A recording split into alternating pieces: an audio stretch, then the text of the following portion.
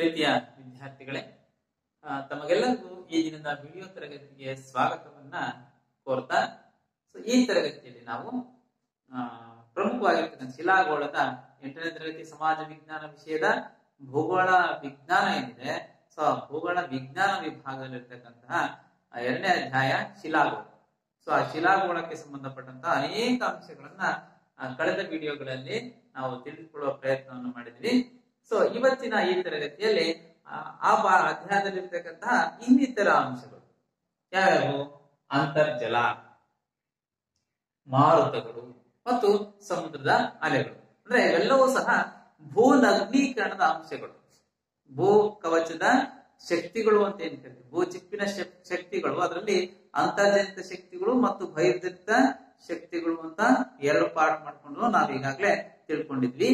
ಅಂತರ್ಜನಿತ ಶಕ್ತಿಗಳಲ್ಲಿ ಜ್ವಾಲಾಮುಖಿಗಳು ಮತ್ತು ಭೂಕಂಪಗಳು ಇದ್ದಾವೆ. ಸೊ ಬಹಿರ್ಜನಿತ ಅಥವಾ ಬಾಹ್ಯ ಶಕ್ತಿಗಳು ಅಂತ ನಾವು ಓದುವ ಸಂದರ್ಭದಲ್ಲಿ ಬಾಹ್ಯ ಶಕ್ತಿಗಳಲ್ಲಿ ಪ್ರಮುಖವಾಗಿರ್ತಕ್ಕಂತಹ ಅನೇಕ ಅಂಶಗಳ ಬಗ್ಗೆ ನಾವು ತಿಳ್ಕೊಂಡಿದ್ವಿ. ಈಗ ನಾವು ಬಾಹ್ಯ ಶಕ್ತಿಯ ಅಥವಾ ಇದರಲ್ಲಿ ನಾವೇನು ಭೂನಗ್ನೀಕರಣ ಅಂತ ಏನಿದೆ, ಸೊ ಸವೆತ ಕಾರ್ಯವನ್ನ ನಿರ್ವಹಿಸ್ತಕ್ಕಂಥದ್ದು. ಸೊ ಭೂನಗ್ನೀಕರಣದ ಅಂಶವಾಗಿ ಯಾವೆಲ್ಲ ಅಂತರ್ಜಲವು ಹೇಗೆ ಭೂನಗ್ನೀಕರಣಕ್ಕೆ ಕಾರಣವಾಗುತ್ತೆ, ಮಾರುತಗಳು ಹೇಗೆ ಭೂನಗ್ನೀಕರಣಕ್ಕೆ ಕಾರಣರಾಗುತ್ತೆ, ಹಾಗೆ ಸಮುದ್ರದ ಅಲೆಗಳು ಹೇಗೆ ಭೂನಗ್ನೀಕರಣಕ್ಕೆ ಕಾರಣ ಆಗ್ತವೆ ಅನ್ನೋ ವಿಚಾರವನ್ನ ನಾವು ಈ ವಿಡಿಯೋದಲ್ಲಿ ತಿಳಿದುಕೊಳ್ಳುವ ಪ್ರಯತ್ನವನ್ನ ಮಾಡೋಣ ಮಕ್ಕಳೇ. ಸರಿ, ಸಿದ್ಧವಾಗಿದ್ದೀರಲ್ಲ? ಸೊ ಇವತ್ತಿನ ತರಗತಿಯನ್ನ ಆರಂಭಿಸೋಣ ಮಕ್ಕಳೇ. ಅಂತರ್ಜಲ ನಮ್ಗೆಲ್ಲ ಗೊತ್ತಿದೆ ಅಂತರ್ಜಲ ಅಂದ್ರೇನು. ಸೊ ಅಂತರ್ಜಲದ ಬಗ್ಗೆ ಸಾಕಷ್ಟು ಮಾಹಿತಿಯನ್ನ ನಾವು ತಿಳ್ಕೊಂಡಿದ್ದೀವಿ. ಅಂತರ್ಜಲವನ್ನ ಮರುಪೂರ್ಣ ಮಾಡತಕ್ಕಂತಹ ವಿಚಾರವಾಗಿ ಅಂತರ್ಜಲವನ್ನ ಹೆಚ್ಚಿಸಬೇಕು ಅಂತೇಳಿ ಅನೇಕ ಯೋಜನೆಗಳನ್ನ ಸರ್ಕಾರಗಳು ಹಾಕೊಂಡಿರೋದನ್ನ ನಾವು ಗಮನಿಸಿದ್ವಿ. ಹಾಗಾದ್ರೆ ನಾವು ತಿಳ್ಕೊಳ್ಬೇಕು, ಅಂತರ್ಜಲ ಅಂದ್ರೆ ಏನು? ಅಂತರ್ಜಲ ಅಂದ್ರೆ ಏನು ಅಂತರ್ಜಲ ಅಂದ್ರೆ ಭೂಮಿಯ ಮೇಲೆ ಬೀಳ್ತಕ್ಕಂತಹ ನೀರೇನಿದೆ, ಸೊ ಭೂಮಿಯ ಮೇಲೆ ಬೀಳುವ ಮಳೆಯ ನೀರಿನ ಸ್ವಲ್ಪ ಭಾಗವು ಇಂಗಿ ಒಳ ಸೇರುವುದು. ಹೀಗೆ ಒಳ ಸೇರುವ ಒಳಪದರಗಳ ಮೂಲಕ ಭೂಮಿಯ ಅಂತರಾಳದಲ್ಲಿ ಸಂಗ್ರಹ ಆಗ್ತಕ್ಕಂತಹ ನೀರೇನಿದೆ ಅದನ್ನು ನಾವು ಏನಂತ ಕರಿತೀವಿ? ಅಂತರ್ಜಲ ಅಂತ ಕರೀತೇವೆ. ಇನ್ನೊಂದ್ಸರಿ ಡೆಫಿನೇಷನ್ ಮಾಡ್ಕೋತೀರಾ? ಅಂತರ್ಜಲ ಎಂದರೇನು ಅನ್ನೋ ಒಂದು ಪ್ರಶ್ನೆಗೆ ಉತ್ತರ ಏನಪ್ಪಾ ಅಂತ ಹೇಳಿದ್ರೆ, ಭೂಮಿಯ ಮೇಲೆ ಬೀಳುವ ಮಳೆಯ ನೀರಿನ ಸ್ವಲ್ಪ ಭಾಗವು ಇಂಗಿ ಒಳ ಸೇರುವುದು. ಹೀಗೆ ಭೂ ಒಳಪದರಗಳಲ್ಲಿ ಸಂಗ್ರಹವಾಗುವ ನೀರನ್ನ ಅಂತರ್ಜಲ ಎಂದು ಕರೆಯುತ್ತೇವೆ. ರೈಟ್? ಅಂತರ್ಜಲ ಅಂದ್ರೆ ಗೊತ್ತಾಯ್ತು. ಸೊ ಬಂದಂತಹ ನೀರು ಬಹಳಷ್ಟು ಗುಂಡಿಗಳಲ್ಲಿ, ಗೊಡ್ರಗಳಲ್ಲಿ, ಗುಂಡಿ ಗೊಡ್ರು ಅಂತೇಳಿ ಕರಿತೀವಲ್ಲ, ಸೊ ಆ ರೀತಿಯಲ್ಲಿ ಅನೇಕ ವಿಧವಾಗಿ ನೀರು ಭೂಮಿಯ ಮೇಲೆ ನಿಂತ್ಕೊಳ್ಳುತ್ತೆ. ಸೊ ನಿಂತ್ಕೊಂಡಂತಹ ನೀರು ಎಲ್ಲವೂ ಸಹ ಭೂಮಿಯ ಆಳಕ್ಕೆ ಹೋಗೋದಿಲ್ಲ, ಇಂಕೊಳ್ಳೋದಿಲ್ಲ. ಭೂಮಿ ಎಷ್ಟು ಸಾಧ್ಯವೋ ಅಷ್ಟು ಇಂಕೊಳ್ಳುತ್ತೆ, ಇನ್ನುಳಿದದ್ದು ಭೂಮಿಯ ಮೇಲೆ ನಿಂತ್ಕೊಳ್ಳುತ್ತೆ. ನಾವೇನು ಹಳ್ಳ, ಗುಂಡಿಗಳು, ಕೆರೆಗಳು ಅಂತ ಏನ್ ಕರಿತೀವಿ, ಸೊ ಈ ಮೂಲಕ ಅದು ನೀರು ಸಂಗ್ರಹ ಆಗಿರುತ್ತೆ. ಇದರಲ್ಲಿ ಸ್ವಲ್ಪ ಭಾಗ ನೀರೇನಾಗುತ್ತೆ, ಇಂಗಿ ಭೂಮಿಯ ಒಳಗೆ ಸೇರ್ಕೊಳ್ಳುತ್ತೆ, ಪದರಗಳಲ್ಲಿ ಸಂಗ್ರಹ ಆಗುತ್ತೆ. ಆ ಸಂಗ್ರಹ ಆಗ್ತಕ್ಕಂತಹ ನೀರನ್ನ ನಾವು ಅಂತರ್ಜಲ ಅಂತ ಕರಿತೀವಿ. ಅಂತರ್ಜಲ ಸಂಗ್ರಹ ಅಂದ್ರೆ ನಾವೇನ್ ಮಾಡ್ತೀವಿ, ಬೇಸಿಗೆ ಅವಧಿಗಳಲ್ಲಿ ನಾವೇನ್ ಬೋರ್ವೆಲ್ ಅನ್ನ ಕೊರೆಸ್ತೀವಿ.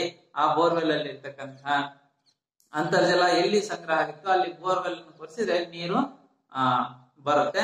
ಸೊ ಆ ನೀರಿಂದ ನಾವು ಅನೇಕ ರೀತಿಯ ಬೆಳೆಗಳನ್ನ ಬೆಳಿತೇವೆ. ಅರ್ಥ ಆಯ್ತಲ್ಲ? ಇದು ಅಂತರ್ಜಲಕ್ಕೆ ನಾವು ಅಂತರ್ಜಲವನ್ನ ಉಪಯೋಗಿಸ್ತಕ್ಕಂತಹ ರೀತಿ. ಅದೇನೇ ಅಂತರ್ಜಲ ಹೇಗೆ ಭೂನಗ್ನೀಕರಣಕ್ಕೆ ಕಾರಣ ಆಗುತ್ತೆ ಅಂತ ನೋಡಿದ್ರೆ, ಇಲ್ಲಿ ಭೂಮಿಯ ಒಳಗೆ ಸೇರ್ತಕ್ಕಂತಹ ನೀರೇನಿದೆ ಹೇಗೆ ಸೇರುತ್ತೆ? ಶಿಲಾಗೋಳದಲ್ಲಿ ನಾವು ಭೂಮಿಯ ಒಳಗೆ ಶಿಲೆಗಳಿದಾವೆ ಅಂತೇಳಿ ಓದಿದೀವಿ, ಹೌದಲ್ಲ? ಸೊ ಇಲ್ಲಿ ಶಿಲಾ ಪದರಗಳ ಮೂಲಕ ಹೇಗೆ ನೀರು ಸೇರುತ್ತೆ ಅಂತ ಹೇಳಿದ್ರೆ, ನಾವು ಶಿಲಾಪದರಿನಲ್ಲಿ ಬಹಳ ಮುಖ್ಯವಾಗಿರ್ತಕ್ಕಂಥ ಎರಡು ಶಿಲಾವರ್ಗವನ್ನ ಕಾಣ್ತೀವಿ. ಒಂದು ಪ್ರವೇಶ ಶಿಲೆ, ಇನ್ನೊಂದು ಅಪ್ರವೇಶ ಶಿಲೆ ಅಂತ ಕರಿತೀವಿ. ಅಂದ್ರೆ ಪ್ರವೇಶ ಶಿಲೆ ಅಂದ್ರೆ ವ್ಯಾಪ್ಯ ಶಿಲೆ ಅಂತ ಕರಿತೀವಿ. ಅಪ್ರವೇಶ ಶಿಲೆಯನ್ನ ಅವ್ಯಾಪ್ಯ ಶಿಲೆ ಅಂತನೂ ಸಹ ಕರಿತೀವಿ. ತನ್ಮೂಲಕ ನೀರನ್ನ ಯಾವ ಶಿಲೆಗಳು ಒಳಗ್ ಬಿಡ್ತಾವೆ ಅಂದ್ರೆ ಆ ಶಿಲೆಗಳ ಮೂಲಕ ನೀರು ಹೋಗುತ್ತೆ, ಅದನ್ನ ನಾವು ಪ್ರವೇಶ ಶಿಲೆ ಅಂತ ಕರೆದ್ರೆ, ಆ ನೀರನ್ನ ತನ್ಮೂಲಕ ಬಿಡದೇ ಇರತಕ್ಕಂತ ಶಿಲೆಯನ್ನ ಅಪ್ರವೇಶ ಶಿಲೆ ಅಂತೇಳಿ ಕರೀತಾರೆ. ಅಲ್ಲೇ ಈ ಪ್ರವೇಶ ಶಿಲೆಗಳ ಮೂಲಕ ಏನು ಈ ಅಪ್ರವೇಶ ಶಿಲೆಗಳಿಗೆ ಪ್ರವೇಶ ಶಿಲೆಗಳು ಏನ್ ಮಾಡ್ತವೆ, ಅಪಾರ ಪ್ರಮಾಣದ ನೀರನ್ನ ಅಂತರ್ಜಲವನ್ನ ಹೊಂದಿರ್ತವೆ. ಯಾಕೆಂತಂದ್ರೆ ಆ ನೀರನ್ನ ಮೇಲ್ಭಾಗ ಇರ್ತಕ್ಕಂತಹ ನೀರನ್ನ ಪ್ರವೇಶ ಶಿಲೆಗಳು ಏನ್ ಮಾಡ್ತವೆ, ಮೇಲ್ಬಿದ್ದಂತಹ ನೀರನ್ನ ತನ್ನ ಮೂಲಕ ನೀರನ್ನು ಹರಿಬಿಟ್ಟು ನೀರು ಅತಿ ಹೆಚ್ಚವಾಗಿ ಸಂಗ್ರಹ ಮಾಡ್ಕೊಂಡಿರುತ್ತೆ. ಗೊತ್ತಾಗತ್ತಲ್ಲ. ಸೊ ಆ ಮೂಲಕನೇ ಅಂತರ್ಜಲ ಹೆಚ್ಚಾಗ್ತಕ್ಕಂಥದ್ದು. ಸೊ ಆ ಪ್ರವೇಶ ಶಿಲೆಯ ಮೂಲಕ ನೀರು ಅಂತರ್ಜಲದಲ್ಲಿ ಸಂಗ್ರಹ ಆಗಿರುತ್ತೆ. ಆ ಸಂಗ್ರಹ ಆಗಿರ್ತಕ್ಕಂತಹ ನೀರು ಭರ್ತಿ ಆದ ನಂತರ ಕೆಲವು ಸನ್ನಿವೇಶಗಳಲ್ಲಿ ಸರ್ವೇ ಸಾಮಾನ್ಯವಾಗಿ ತಾನಾಗಿಯೇ ಸ್ವಾಭಾವಿಕವಾಗಿ ಹೊರಬೀಳುತ್ತೆ. ಸೊ ಇಂತಹ ಹೊರ ಬೀಳ್ತಕ್ಕಂತಹ ಒಂದು ನೀರನ್ನ ನಾವೇನಂತೀವಿ, ಈ ಅಂತರ್ಜಲವು ಏನಾಗುತ್ತೆ, ಸ್ವಾಭಾವಿಕವಾಗಿ ಹೊರಬೀಳುವುದನ್ನೇ ನಾವು ಸ್ಪ್ರಿಂಗ್ ಅಂತ ಕರಿತೀವಿ, ಅಂದ್ರೆ ಚಿಲುಮೆಗಳು ಅಂತ ಕರಿತೀವಲ್ಲ. ಸೊ ಆ ಚಿಲುಮೆ ಅಂತೇಳಿ ಕರಿತೀವಿ. ಚಿಲುಮೆ ಎಂದರೆ ಏನು ಅಂತ ಪ್ರಶ್ನೆ ಕೇಳಿದ್ರೆ ನೀವು ಬರೀಬೇಕಾಗತ್ತೆ, ಅಂತರ್ಜಲವು ಸ್ವಾಭಾವಿಕವಾಗಿ ಹೊರಬೀಳುವುದನ್ನ ಚಿಲುಮೆ ಎಂದು ಕರೆಯುತ್ತೇವೆ. ಅರ್ಥ ಆಗುತ್ತಲ್ಲ. ಹೀಗೆ ಚಿಲುಮೆಗಳು ಸ್ವಾಭಾವಿಕವಾಗಿ ಅಂತರ್ಜಲ ಏನಾಗುತ್ತೆ, ಹೊರಗೆ ಬರ್ತಕ್ಕಂಥವು. ನೀವೇನ್ ಕಾರಂಜಿಗಳನ್ನ ನಾವು ಕೃತಕವಾಗಿ ಚಿಮ್ಮಿಸ್ತವಲ್ಲ, ಸೊ ಅದೇ ರೀತಿಯಲ್ಲಿ ಚಿಲುಮೆಗಳು ಸಹ ತಾವಾಗಿಯೇ ಹೊರಗೆ ಬರ್ತಕ್ಕಂಥವು. ಸೊ ಅಂತ ಒಂದು ಸಣ್ಣದಾಗಿರ್ತಕ್ಕಂತಹ ಚಿಲುಮೆ ನಿಮ್ಗೆ ಅರ್ಥ ಆಗ್ಲಿ ಅಂತೇಳಿ ಇದೊಂದು ವಿಡಿಯೋ ನೋಡ್ಕೊಂಡು ಬನ್ನಿ. ಸೊ ಆ ಚಿಲುಮೆ ಹೇಗೆ ಚಿಮ್ಮುತ್ತೆ ಅಂತ, ರೈಟ್, ನೋಡೋಣ.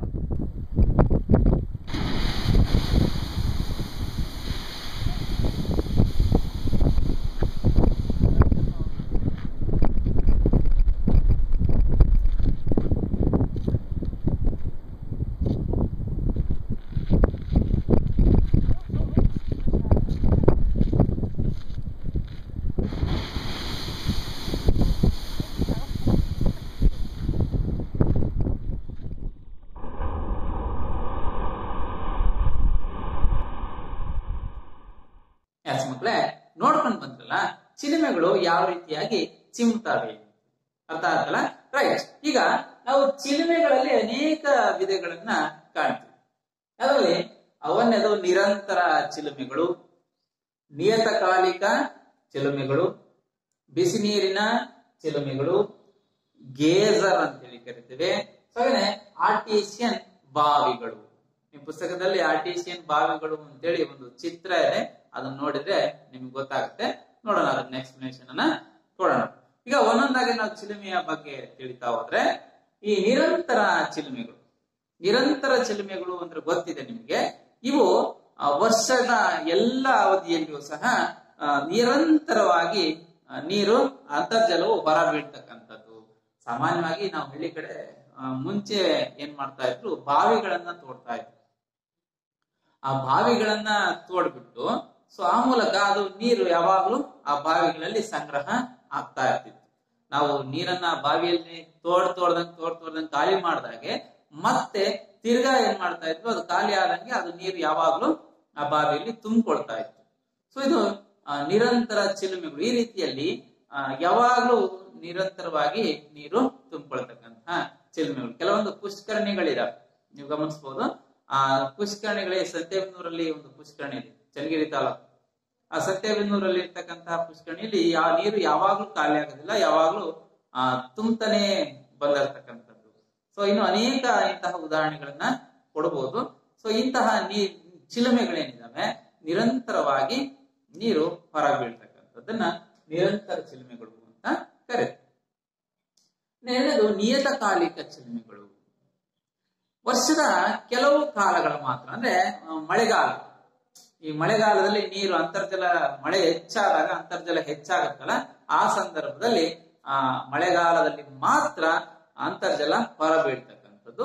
ಇನ್ನುಳಿದ ಕಾಲದಲ್ಲಿ ಬತ್ತಿ ಹೋಗ್ತಕ್ಕಂಥ ಚಿಲುಮೆಗಳೇನಿದಾವೆ ಸೊ ಅವುಗಳನ್ನ ನಾವು ನಿಯತಕಾಲಿಕ ಅಂದ್ರೆ ಗೊತ್ತಿದೆ, ಮಳೆಗಾಲದಲ್ಲಿ ಮಾತ್ರ ಚಿಮ್ಮುವಂತಹ ಚಿಲುಮೆಗಳು. ಮಳೆಗಾಲದಲ್ಲಿ ಬರ್ತಕ್ಕಂಥ ಅಂದ್ರೆ ಅಂತರ್ಜಲ ಹೊರ ಬೀಳ್ತಕ್ಕಂತಹ ಚಿಲುಮೆಗಳನ್ನ ನಾವು ನಿಯತಕಾಲಿಕ ಚಿಲುಮೆಗಳು ಅಂತ ಕರಿತೀವಿ. ಇನ್ನು ಬಿಸಿ ನೀರಿನ ಚಿಲುಮೆಗಳು ಅಂತ ಹೆಂಗಪ್ಪ ಬಿಸಿ ನೀರು ಆಗ್ತವೆ ಅಂತೇಳಿ ಕೇಳಬಹುದು. ಇಲ್ಲಿ ಕೆಲವೊಂದು ಚಿಲುಮೆಗಳು ಬಿಸಿ ನೀರಿನ ಮೂಲಕ ಹೊರಗೆ ಬರ್ತಕ್ಕಂಥದ್ದು. ಸಾಮಾನ್ಯವಾಗಿ ಇವು ಜ್ವಾಲಾಮುಖಿಯ ಪ್ರದೇಶಗಳು ಅಂತ ನಾವು ಓದಿವಲ್ಲ, ಸೊ ಆ ಒಂದು ಪ್ರದೇಶಗಳಲ್ಲಿ ಹೆಚ್ಚಾಗಿ ಕಂಡು ಬರ್ತದೆ. ಹೆಂಗಪ್ಪ ಅಂತ ಹೇಳಿದ್ರೆ ಈ ಒಂದು ಚಿಲುಮೆಗಳೇನಿದ್ದಾವೆ, ಈ ಚಿಲುಮೆಗಳು ಅಂತರ್ಜಲದ ನೀರೇನಿದೆ ಅದು ಜ್ವಾಲಾಮುಖಿಯ ಸಂಪರ್ಕಕ್ಕೆ ಬಂದಂತ ಸಂದರ್ಭದಲ್ಲಿ, ಜ್ವಾಲಾಮುಖಿ ಗೊತ್ತಿದೆ ನಿಮ್ಗೆ, ಜ್ವಾಲಾಮುಖಿಯ ಸ್ವಭಾವ ಎನ್ನುವುದು ಸುಡ್ತಕ್ಕಂಥದ್ದು ಹೌದಲ್ಲ. ಅದು ಬೆಂಕಿ, ಏನು ಅಗ್ನಿಶಿಲೆ ಅಂತ ಹೇಳಿ ಕರಿತೀವಿ. ಅಗ್ನಿಶಿಲೆ ಆಗುವುದು ಯಾವುದರಿಂದ? ಜ್ವಾಲಾಮುಖಿಯಿಂದ ಅಂತ ಹೇಳಿದ್ವಲ್ಲ. ಸೊ ಹಾಗೆ ಆ ಒಂದು ಜ್ವಾಲಾಮುಖಿಯ ಸ್ವಭಾವ ಎನ್ನತಕ್ಕಂಥದ್ದು ತುಂಬಾ ಬಿಸಿಯಾಗಿರ್ತಕ್ಕಂಥದ್ದು. ಆ ಒಂದು ಬಿಸಿಯಾದ ಇದಕ್ಕೆ ಸಂಪರ್ಕಕ್ಕೆ ಬಂದಾಗ ಆ ನೀರು ಏನಾಗುತ್ತೆ? ಕಾಯುತ್ತೆ, ಬಿಸಿಯಾಗುತ್ತೆ. ಆ ಬಿಸಿಯಾದಂತ ಸಂದರ್ಭದಲ್ಲಿ ಆ ಒಂದು ಇಡೀ ಅಂತರ್ಜಲದ ನೀರು ಬಿಸಿಯಾಗಿರುತ್ತೆ. ಅಂತಹ ನೀರು ಭೂಮಿಯ ಮೇಲೆ ಹೊರ ಚಿಮ್ತಕ್ಕಂಥ ಅಂದ್ರೆ ಹೊರ ಬರ್ತಕ್ಕಂಥದ್ದನ್ನ ನಾವು ಬಿಸಿ ನೀರಿನ ಚಿಲುಮೆಗಳು, ಸ್ವಾಭಾವಿಕವಾಗಿ ಆ ಬಿಸಿ ನೀರಿನ ಬುಗ್ಗೆಗಳು ಅಂತ ಅನ್ನೋದನ್ನ ಕರೀತೇವೆ. ಈ ಜ್ವಾಲಾಮುಖಿಯ ಪ್ರದೇಶಗಳಲ್ಲಿ ನಾವು ಜ್ವಾಲಾಮುಖಿ ಅಧ್ಯಯನ ಮಾಡುವಾಗ ನೋಡಿದ್ವಿ, ಜ್ವಾಲಾಮುಖಿ ಯಾವ್ಯಾವ ಪ್ರದೇಶಗಳಲ್ಲಿ ಆವರಿಸಿಕೊಂಡಿದೆ ಅಂತ. ಸೊ ಅಂತಹ ಪ್ರದೇಶಗಳಲ್ಲಿ ಹೆಚ್ಚಾಗಿ ಈ ಒಂದು ಬಿಸಿ ನೀರಿನ ಚಿಲುಮೆಗಳು ಕಂಡು ಬರ್ತಕ್ಕಂಥದ್ದು. ರೈಟ್. ಇನ್ನು ಗೇಜರ್ ಅಂದ್ರೇನು? ಈ ಬಿಸಿ ನೀರು ಮತ್ತು ನೀರಾವಿಯೊಡನೆ ಆಗಿಂದಾಗೆ ಸಾಕಷ್ಟು ಎತ್ತರದವರೆಗೆ ಚಿಮ್ತಕ್ಕಂಥದ್ದು, ಸಾಕಷ್ಟು ಎತ್ತರದವರೆಗೆ ಚಿಮ್ತಕ್ಕಂಥ. ಆಗ್ಲೇ ನೋಡಿದ್ರಿ ನೀವು ಎತ್ತರವಾಗಿ ಹೆಂಗೆ ಚಿಮ್ಮುತ್ತಲ್ಲ, ಸೊ ಆ ರೀತಿಯಲ್ಲಿ ಚಿಮ್ತಕ್ಕಂಥದ್ದು. ಈ ನಿರಂತರ ಚಿಲುಮೆಗಳು, ನಿಯತಕಾಲಿಕ ಚಿಲುಮೆಗಳು ಚಿಮ್ಮೋದು ಸಂಖ್ಯೆ ಕಡಿಮೆ ಆದ್ರೂ ಅವು ಸಾಕಷ್ಟು ನೀರನ್ನ ಹೊರ ಹಾಕ್ತಕ್ಕಂಥದ್ದು ಮಾಡ್ತವೆ. ಆದ್ರೆ ಇಲ್ಲಿ ಗೇಜರ್ ಅಂದ್ರೆ ಏನಪ್ಪಾ ಅಂತ ಹೇಳಿದ್ರೆ, ಈ ಬಿಸಿ ನೀರು ನೀರಾವಿಯೊಡನೆ ಆಗಿದ್ದ ಹಾಗೆ ಏನಾಗುತ್ತೆ? ಅತ್ಯಂತ ಎತ್ತರಕ್ಕೆ ಚಿಮ್ತಕ್ಕಂತಹ ಚಿಲುಮೆಗಳು ಇವಾಗಿರ್ತವೆ. ಉದಾಹರಣೆ ನಿಮ್ಮ ಪುಸ್ತಕದಲ್ಲಿದೆ, USA ನಲ್ಲಿ ಇರ್ತಕ್ಕಂತಹ ಒಂದು ವರ್ಲ್ಡ್ ಫೇತ್ಫುಲ್ ಗೇಜರ್ ಅಂತಕ್ಕಂತಹ ಒಂದು ಎಕ್ಸಾಂಪಲ್ ನ, ಅಂದ್ರೆ ಅಂತಹ ಚಿಲುಮೆಗಳು ಕಂಡು ಬರ್ತಕ್ಕಂಥದ್ದು ಯಾವುದು? ಗೇಜರ್. ಇನ್ನು ಆರ್ಟೀಸಿಯನ್ ಬಾವಿ. ಏನು ಆರ್ಟೀಸಿಯನ್ ಬಾವಿ ಅಂದ್ರೆ? ಆರ್ಟೀಸಿಯನ್ ಬಾವಿ ಅಂದ್ರೆ ಈ ಕೆಲವು ಕಡೆ ಏನಾಗುತ್ತೆ, ನಿಮ್ ಪುಸ್ತಕದಲ್ಲಿದೆ, ಕೆಲವು ಕಡೆ ಶಿಲಾ ಪದರುಗಳು ಏನಿದಾವೆ, ಸೊ ಆ ಶಿಲಾ ಪದರುಗಳು ಬೋಗುಣಿ ಆಕಾರದಲ್ಲಿ ರಚನೆಯಾಗಿ ಒಂದು ಪ್ರವೇಶ ಶಿಲಾ ಪದರಿನ ಮೇಲೆ ಹಾಗೂ ಕೆಳಗೆ ಅಪ್ರವೇಶ ಶಿಲಾಪದರುಗಳು ಇರ್ತವೆ. ಒಂದು ಪ್ರವೇಶ ಶಿಲಾಪದರ ಇರುತ್ತೆ, ಅದ್ರ ಕೆಳಗೆ ಮತ್ತೊಂದು ಅಪ್ರವೇಶ ಶಿಲಾಪದರು ಕಂಡು ಬರುತ್ತೆ. ಸೊ ಇಂತಹ ಶಿಲಾಪದರುಗಳಲ್ಲಿ ಇದ್ದ ಸಂಗ್ರಹವಾಗತಕ್ಕಂತ ಅಂತರ್ಜಲ ಏನಾಗುತ್ತೆ? ರೈಟ್. ಇಂತಹ ಶಿಲಾಪದರುಗಳಲ್ಲಿ ಸಂಗ್ರಹವಾಗಿ ಬರ್ತಕ್ಕಂತಹ ಅಂತರ್ಜಲ ಏನಿದೆ, ಈ ಅಂತರ್ಜಲ ಸ್ವಾಭಾವಿಕವಾಗಿ ಹೊರಗೆ ಬೀಳಲಿಕ್ಕೆ ಸಾಧ್ಯ ಆಗುವುದಿಲ್ಲ, ಸ್ವಾಭಾವಿಕವಾಗಿ ಹೊರಗೆ ಬೀಳಲಾರದು. ಯಾಕೆಂದ್ರೆ ಅಪ್ರವೇಶ ಶಿಲೆಗಳಿರ್ತವೆ. ಸೊ ಈ ಸಂದರ್ಭದಲ್ಲಿ ಇಂತಹ ಕಡೆಗಳಲ್ಲಿ ಆ ಪ್ರವೇಶ ಶಿಲೆಗಳವರೆಗೆ ರಂಧ್ರವನ್ನು ಕೊರೆದಾಗ ನೀರು ಹೊರಗೆ ಬರ್ತಕ್ಕಂಥದ್ದು, ಹೊರ ಚಿಮ್ತಕ್ಕಂಥದ್ದನ್ನ ಆರ್ಟೀಸಿಯನ್ ಬಾವಿಗಳು ಅಂತ ಕರಿತೇವೆ. ಇವುಗಳನ್ನ ನಾವು ಹೆಚ್ಚಾಗಿ ಆಸ್ಟ್ರೇಲಿಯಾಗಳಲ್ಲಿ ಕಾಣಬಹುದು. ರಂಧ್ರ ಅನ್ನೇನು ಬೋರ್ವೆಲ್ಸ್ ಅನ್ನ ಕೊರೆಯತಕ್ಕಂಥದ್ದು. ಅಂದ್ರೆ ಅರ್ಥ ಮಾಡ್ಕೊಳ್ರಿ, ಪ್ರವೇಶ ಶಿಲೆಗಳಲ್ಲಿ ನೀರು ಹೋಗುತ್ತೆ, ಕೆಳಗಿರ್ತಕ್ಕಂಥದ್ದು ಅಪ್ರವೇಶ ಶಿಲೆ ಆಗುತ್ತೆ. ಸೊ ಅಪ್ರವೇಶ ಶಿಲೆ ತನ್ನ ಮೂಲಕ ನೀರನ್ನ ಕೆಳಗಿಟ್ಕೊಳ್ಳಲ್ಲ, ಅವಾಗ ನೀರಲ್ಲಿ ಸಂಗ್ರಹ ಆಗುತ್ತೆ. ಆ ಸಂಗ್ರಹ ಆಗಿರ್ತಕ್ಕಂತಹ ನೀರು ಸ್ವಾಭಾವಿಕವಾಗಿ ಹೊರಗೆ ಬರ್ಲಿಕ್ಕೆ ಆಗೋದಿಲ್ಲ. ಅವಾಗ ಏನ್ ಮಾಡ್ತೀವಿ, ಒಂದು ಬೋರ್ವೆಲ್ ಅನ್ನ, ಅದು ಬಾವಿ, ಕೊಳವೆ ಬಾವಿಯನ್ನ ಅಥವಾ ರಂಧ್ರವನ್ನ ತೋಡಿದಾಗ ಆ ಪ್ರವೇಶ ಶಿಲೆಯನ್ನ ನಾವೇನ್ ಮಾಡ್ತೀವಿ, ಹೊಡಿತೀವಿ. ಸೊ ಹೊಡೆದಂತ ಸಂದರ್ಭದಲ್ಲಿ ಆ ಬಾವಿ ಆ ಬಾವಿಗೆ ನಾವ್ ಯಾವಾಗ ರಂಧ್ರ ಟಚ್ ಆಗುತ್ತೆ ಆ ಸಂದರ್ಭದಲ್ಲಿ ನೀರು ಹೊರಗೆ ಸಿಗುತ್ತೆ. ಸೊ ಇದನ್ನೇ ನಾವು ಆರ್ಟಿಷಿಯಲ್ ಬಾವಿಗಳು ಅಂತ ಕರಿತೇವೆ. ನಿಮ್ಗೆ ಕಾಣಿಸ್ತಾ ಇದ್ದಿಲ್ಲ ಹೇಗೆ ಯಾವ ಅಪ್ರವೇಶ ಶಿಲೆ ಮತ್ತು ಯಾವ ಪ್ರವೇಶ ಶಿಲೆಗಳು ಅಂತ ನಿಮಗೆ ಕಾಣಿಸ್ತಾ ಇದೆ, ಅದನ್ನು ನೋಡಿದ್ರೆ ಗೊತ್ತಾಗುತ್ತೆ. ಸೊ ಹೀಗೆ ಅಂತರ್ಜಲ ಏನಿದೆ ಇದು ಚಿಲುಮೆಯ ವಿಧಗಳನ್ನ ನಾವು ತಿಳ್ಕೊಂಡ್ವಿ. ಸೊ ಈಗ ನಾವು ಯಾವುದ್ರ ಬಗ್ಗೆ ತಿಳ್ಕೊಳ್ಬೇಕು? ಅಂತರ್ಜಲ ಅಂದ್ರೆ ಏನು ತಿಳ್ಕೊಂಡ್ವಿ, ಅಂತರ್ಜಲದ ಹೇಗೆ ಅಂತರ್ಜಲ ಉಗಮ ಆಗುತ್ತೆ, ಸೊ ಅಂತರ್ಜಲದ ಹೇಗೆ ಹೊರಗೆ ಬರುತ್ತೆ ಅನ್ನೋ ವಿಧಗಳನ್ನ ನಾವು ಈಗಾಗಲೇ ತಿಳ್ಕೊಂಡ್ವಿ. ಸೊ ಈಗ ನಾವು ತಿಳ್ಕೊಬೇಕಾಗಿರ್ತಕ್ಕಂತಹ ಬಹಳ ಮುಖ್ಯವಾಗಿರ್ತಕ್ಕಂಥ ಅಂಶ ಯಾವ್ದಪ್ಪ ಅಂತ ಹೇಳಿದ್ರೆ, ಅಂತರ್ಜಲ ಹೇಗೆ ಭೂನಗ್ನೀಕರಣ ಕಾರ್ಯವನ್ನ ಮಾಡುತ್ತೆ ಅಂತ. ಇಲ್ಲಿ ಅಂತರ್ಜಲವು ಸವೆತ ಮತ್ತು ಸಂಚಯನ ಕಾರ್ಯವನ್ನ ನಿರ್ವಹಿಸುತ್ತೆ. ನಾವು ಅದನ್ನೇ ತಿಳ್ಕೊಬೇಕಾಗಿರೋದು. ಈ ಸುಣ್ಣದ ಕಲ್ಲಿನ ಪ್ರದೇಶಗಳಲ್ಲಿ ಈ ಅಂತರ್ಜಲವು ಏನ್ ಮಾಡುತ್ತೆ, ಪ್ರಧಾನವಾಗಿರ್ತಕ್ಕಂತಹ ಕೆಲಸವನ್ನ ಮಾಡ್ತಾ ಹೋಗುತ್ತೆ. ಅಂತರ್ಜಲ ಕಾರ್ಯದಿಂದ ನಿರ್ಮಾಣ ಆಗ್ತಕ್ಕಂತಹ ಪ್ರಮುಖ ಭೂ ಸ್ವರೂಪಗಳು ಯಾವಪ್ಪ ಅಂತ ಹೇಳಿದ್ರೆ, ಈ ಲೇಪೀಸ್ ಅಂತೇಳಿ ಕರೀತಾರೆ. ಸೊ ನುಂಗುಬಿಲ, ಅಂತರ್ಗುಹೆ, ಆರೋಹಿ ಮತ್ತು ಅವರೋಹಿ ಶಂಕುಗಳು, ಸುಣ್ಣದ ಕಲ್ಲಿನ ಸ್ತಂಭಗಳು. ನೀವು ಆರೋಹಿ ಮತ್ತು ಅವರೋಹಿ ಕಾಣಿಸ್ತಾ ಇದೆಯಲ್ಲ, ಒಂದು ಆರೋಹಿ ಅವರೋಹಿ ಅಂತೇಳಿ ಕರಿತೀವಿ. ಸೊ ಆ ಒಂದು ಚಿತ್ರವನ್ನು ನೋಡ್ತಾ ಇದ್ವಿ. ಹಾಗೇನೆ ಸುಣ್ಣದ ಕಲ್ಲಿನ ಸ್ತಂಭಗಳು ಸಹ ರಚನೆ ಆಗ್ತಕ್ಕಂಥವು. ಅಂತರ್ಜಲವು ಈ ರೀತಿಯಲ್ಲಿ ಅನೇಕ ವಿಧವಾಗಿರ್ತಕ್ಕಂತಹ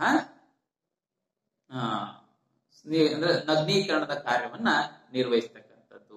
ಸೊ ಇಷ್ಟು ಅಂತರ್ಜಲಕ್ಕೆ ಸಂಬಂಧಪಟ್ಟಂತಹ ಭೂನಗ್ನೀಕರಣ ಹೇಗೆ ಅಂತರ್ಜಲದಿಂದ ಸಂಭವಿಸುತ್ತೆ ಅನ್ನೋ ವಿಚಾರವಾಗಿ ನಾವು ತಿಳ್ಕೊಂಡ್ವಿ.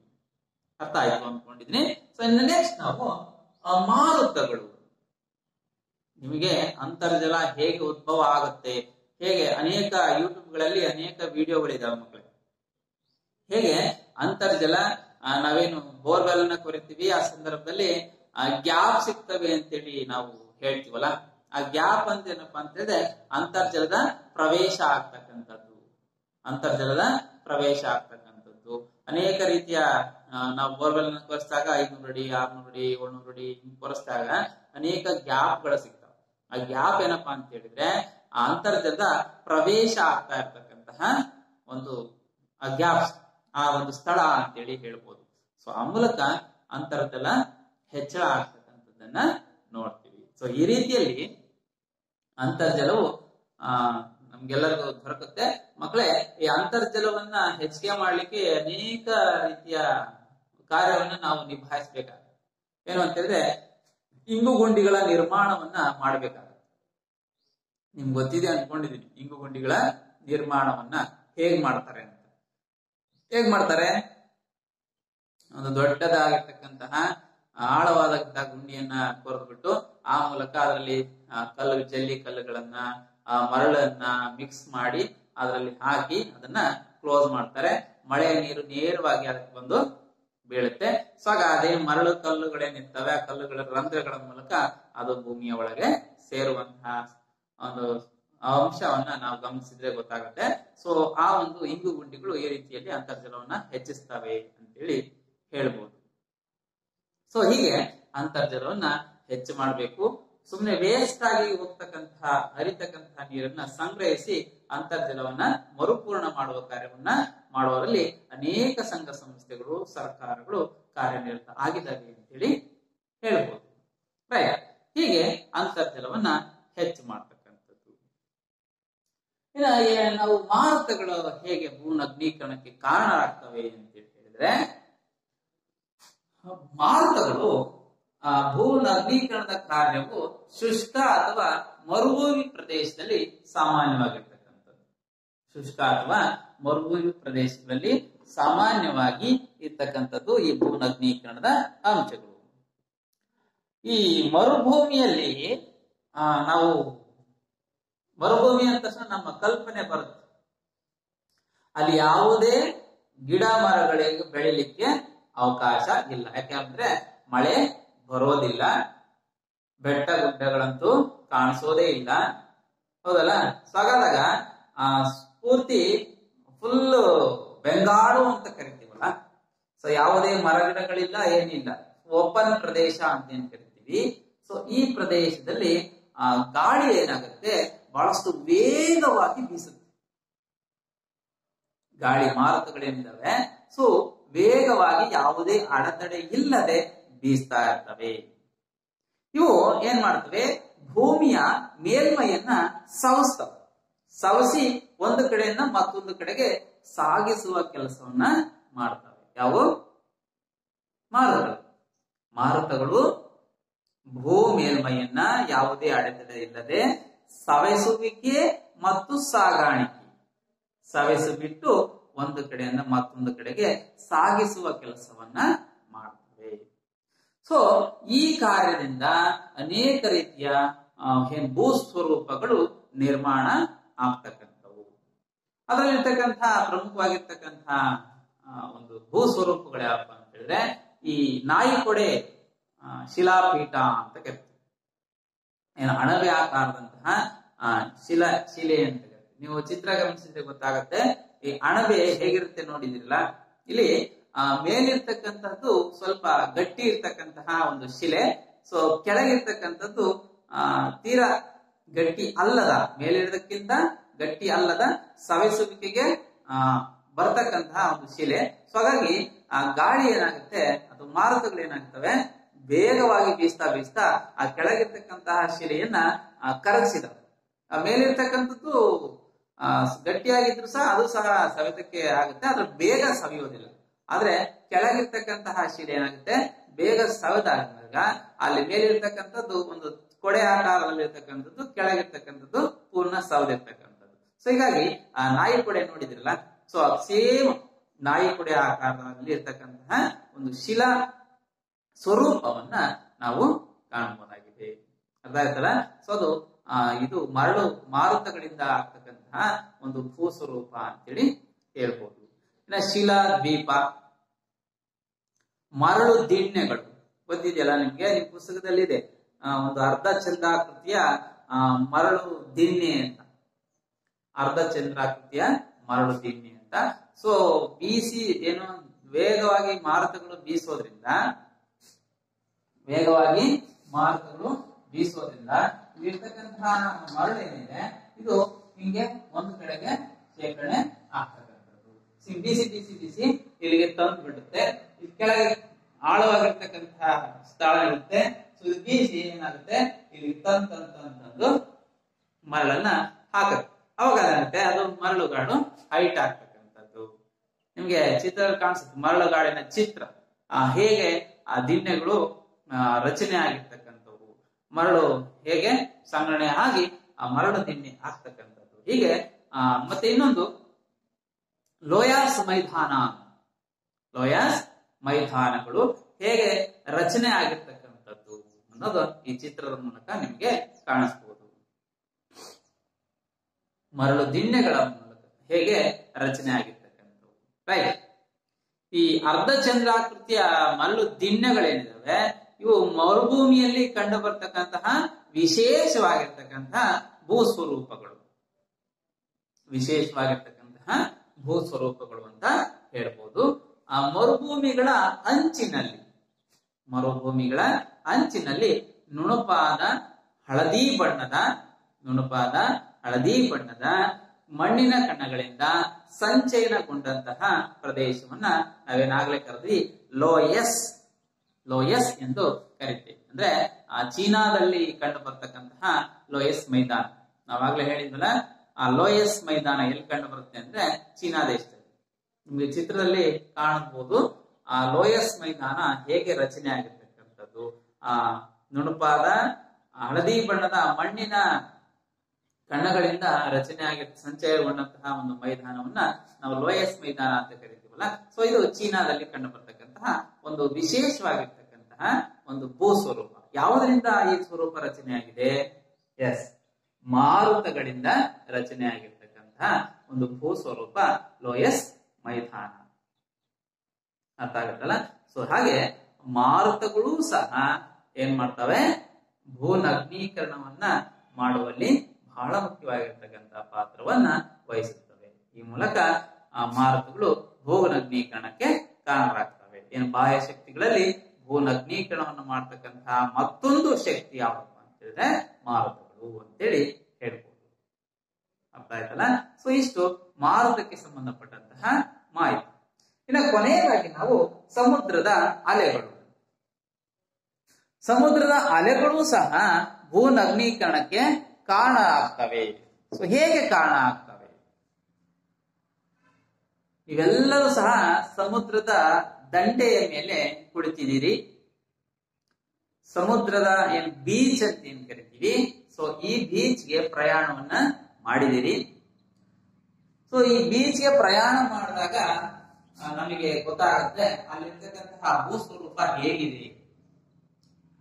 ಕೆಲವೊಂದು ಸಿನಿಮಾಗಳಲ್ಲಿ ನಾವು ಬಹಳಷ್ಟು ಇಂತಹ ಚಿತ್ರವನ್ನ ಸನ್ನಿವೇಶವನ್ನ ಗಮನಿಸ್ತೀವಿ. ಆ ಸ್ಥಳಗಳನ್ನ ನೋಡಿದ್ರೆ ಗೊತ್ತಾಗುತ್ತೆ.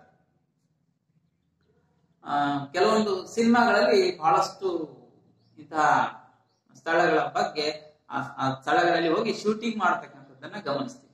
ಯಾವ ಸ್ಥಳಗಳು? ಇಲ್ಲಿ ಸಮುದ್ರದ ಅಲೆಗಳ ವಿಚಾರಕ್ಕೆ ಬಂದ್ರೆ ಹೇಗೆ ಸಮುದ್ರದ ಅಲೆಗಳು ಭೂನಗ್ನೀಕರಣಕ್ಕೆ ಕಾರಣರಾಗ್ತವೆ ಅಂತ ಹೇಳಿದ್ರೆ, ಸಮುದ್ರದ ಅಲೆಗಳು ಒಂದು ಏನ್ ಮಾಡ್ತವೆ, ಮೇಲ್ಭಾಗ ಇದೆ, ಸಮುದ್ರದ ಮೇಲ್ಭಾಗದಲ್ಲಿ ಅಲೆಗಳು ಬರ್ತವೆ. ಅಲೆಗಳು ಬಂದು ತೀರಕ್ಕೆ ಅಪ್ಪಳಿಸ್ತವೆ. ಸಗಣಿ ಏನಾಗುತ್ತೆ, ಮತ್ತೇನೊಂದು ಏರಿಳಿತ ಸಂಭವಿಸುತ್ತೆ. ಅಲೆಗಳಲ್ಲಿ ಏರಿಳಿತ ಅನ್ನೋದು ಸಂಭವಿಸುತ್ತೆ. ನೀರಿನ ಪ್ರಮಾಣ ಒಮ್ಮೆಲೆ ಏರ್ತಕ್ಕಂಥದ್ದು, ಇಳಿತಕ್ಕಂಥದ್ದು, ಅಲೆಗಳ ಒಂದು ಪ್ರಭಾವದಿಂದ ಈ ಭೂನಗ್ನೀಕರಣ ಇರ್ತಕ್ಕಂಥದ್ದು ಸಂಭವಿಸುತ್ತೆ. ಹೆಂಗೆ? ಈ ಶಿಲಾ ಭೂಮಿಯ ಒಂದು ಮೇಲ್ಪದರ ಏನಿದೆ, ಅಲೆಗಳು ಬಂದು ತೀರಕ್ಕೆ ಅಪ್ಪಳಿಸಿದಾಗ ಅಲ್ಲಿರ್ತಕ್ಕಂತಹ ಮಣ್ಣಿನ ಅಂಶ ಆಗಿರ್ಬೋದು ಅಥವಾ ಕಲ್ಲುಗಳೇನಾಗಿರ್ಬೋದು, ಅವು ತೀರ ಕೆಳಗೆ ಸವಸ್ತಾ ಅಲೆಗಳು ತನ್ನೊಂದಿಗೆ ಕರ್ಕೊಂಡು ಹೋಗ್ತಕ್ಕಂಥದ್ದು. ನಿಮ್ಮ ಪುಸ್ತಕದಲ್ಲಿ ಚಿತ್ರ ಇದೆ. ಸಮುದ್ರದ ಅಲೆಗಳು ಯಾವ್ಯಾವ ರೀತಿಯ ಭೂಸ್ವರೂಪಗಳನ್ನ ನಿರ್ಮಿಸ್ತವೆ ಅಂತ ನೋಡಿದ್ರೆ, ಶಿಲಾ ಪ್ರಪಾತ, ಸಮುದ್ರ ಗುಹೆಗಳು, ಸಮುದ್ರ ಬಿಡಿ ಬಂಡೆ, ಸಮುದ್ರ ಕಮಾನುಗಳು ರಚನೆ ಆಗ್ತಕ್ಕಂಥದ್ದು, ಭೂಶಿರಗಳು, ಮರಳು ಅಡ್ಡಗಟ್ಟುಗಳು, ಮರಳು ದಂಡೆಗಳು, ಲಘುನ್ ಸರೋವರಗಳು, ಹೀಗೆ ಅನೇಕ ರೀತಿಯ ಶಿಲಾ ಏನಿದಾವೆ, ಈ ಶಿಲೆಗಳಿಗೆ ಸಂಬಂಧಪಟ್ಟಂತಹ ಸವೆತ ಕಾರ್ಯ ಅಲ್ಲಿ ಸಂಭವಿಸುತ್ತೆ. ಹಾಗಾಗಿ ಆ ಒಂದು ಭೂನಗ್ನೀಕರಣ ಕಾರ್ಯದಲ್ಲಿ ಸಮುದ್ರದ ಅಲೆಗಳು ಕಾರಣೀಭೂತರಾಗುತ್ತವೆ. ಅಂದ್ರೆ ನಾವು ಚಿತ್ರವನ್ನು ನೋಡಿದ್ರೆ ಗೊತ್ತಾಗುತ್ತೆ ಹೇಗೆ ಆ ಸಮುದ್ರದ ಅಲೆಗಳು ಬಂದು ಆ ಒಂದು ಬಂಡೆಗೆ ಬಡಿದಾಗ ಆ ಗಟ್ಟಿಯಾಗಿರ್ತಕ್ಕಂತಹ ಬಂಡೆ ಯಾವ ಸವಿಯೋದನ್ನ ನಿಧಾನ ಮಾಡಿದ್ರೆ ಅದರಲ್ಲಿ ಏನೋ ಒಂದು ತೆಳುವಾಗಿರ್ತಕ್ಕಂತಹ ಬಂಡೆ ಅಥವಾ ದಷ್ಟಪುಷ್ಟವಾಗಿರ್ತಕ್ಕಂತಹ ಬಂಡೆ ಬೇಗ ಸವಿಯುತ್ತೆ. ಆ ಸವಿತದ ಕಾರಣದಿಂದ ಈ ರೀತಿಯ ಒಂದು ಭೂಸ್ವರೂಪ ರಚನೆ ಆಗಿರ್ತಕ್ಕಂಥದ್ದು ಕಾಣಿಸ್ತಾ ಇದೆ ನಿಮಗೆ. ಈ ಕಡೆ ಬಂಡೆ ನೇರವಾಗಿ ನಿಂತಿರ್ತಕ್ಕಂಥದ್ದು, ಅದ್ರ ಒಳಗಡೆ ಸವೆತ ಕಾರ್ಯ ನಿರ್ಮಾಣ ಆಗ್ತಕ್ಕಂಥದ್ದು. ಸೊ ಈ ರೀತಿಯ ಒಂದು ಭೂಸ್ವರೂಪಗಳು ಆ ಒಂದು ಪ್ರದೇಶದಲ್ಲಿ ನಿರ್ಮಾಣ ಆಗ್ತಕ್ಕಂಥದ್ದು. ನಿಮ್ಮ ಚಿತ್ರದಲ್ಲಿ ಕಾಣುತ್ತಂಗೆ ಭೂಸ್ವರೂಪಗಳು ಏನು ದಡ ಇದೆ, ಆ ದಡಕ್ಕೆ ಬಂದು ಅಪ್ಪಳಿಸಿದಾಗ ಅಲೆಗಳು ಅಲ್ಲಿರ್ತಕ್ಕಂತಹ ಲೂಸ್ ಅಂದ್ರೆ ನಯವಾಗಿರ್ತಕ್ಕಂತಹ ಲೂಸ್ ಮಣ್ಣು ಏನಿದೆ ಅಥವಾ ಪುಡಿ ಆಗ್ತಕ್ಕಂತಹ ಕಲ್ಲುಗಳೇನಿದಾವೆ ಅವು ಸೌತು ಸ್ವಾಭಾವಿಕವಾಗಿರ್ತಕ್ಕಂಥ ಕಮಾನುಗಳು, ಬಿಡಿ ಬಂಡೆಗಳ ನಿರ್ಮಾಣ, ಭೂಶಿರದ ನಿರ್ಮಾಣ ಮತ್ತು ಸಮುದ್ರದ ಗುಹೆಗಳು ನಿರ್ಮಾಣ ಆಗ್ತಕ್ಕಂಥದ್ದನ್ನ ನಾವು ಕಾಣಬಹುದು. ಸೊ ಈ ರೀತಿಯಲ್ಲಿ ಸಮುದ್ರದ ಅಲೆಗಳು ಸಹ ಭೂನಗ್ನೀಕರಣಕ್ಕೆ ಕಾರಣರಾಗ್ತವೆ ಅಂತೇಳಿ ಈ ಮೂಲಕ ಹೇಳ್ಬೋದು. ಸೊ ಹೀಗೆ ಭೂನಗ್ನೀಕರಣದ ಅಂಶಗಳಲ್ಲಿ ಈ ಎಲ್ಲ ಶಕ್ತಿಗಳು ಭೂನಗ್ನೀಕರಣಕ್ಕೆ ಕಾರಣರಾಗ್ತವೆ.